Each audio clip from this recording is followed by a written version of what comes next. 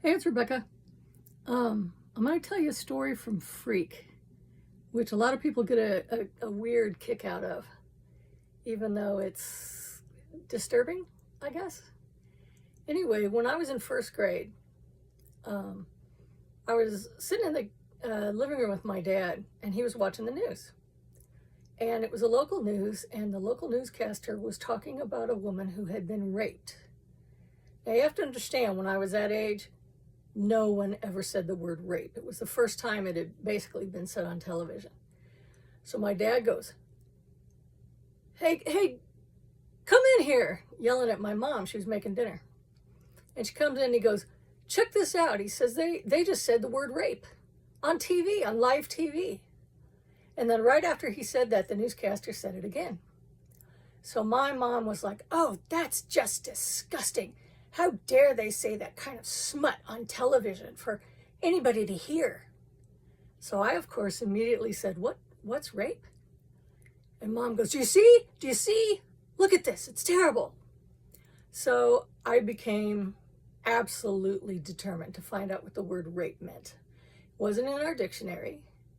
My sister wouldn't say anything. My older brothers wouldn't say anything.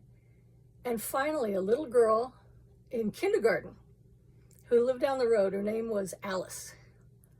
And I asked her if she knew what it meant. And she goes, you don't know what that means? And I said, no. So she took me in the house. We go in the bathroom. She shuts and locks the door. She pulls the shade down. And she goes, absolutely deadly serious.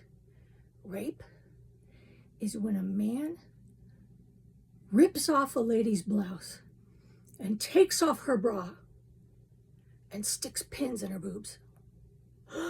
That was the most horrifying thing I had ever heard. So I go home, I'm just in shock. And I go and I sit down by Mom, and she's sewing. She has one of those little, those tomato pin cushions. And I watched her jabbing the needles and the pins into that pin cushion.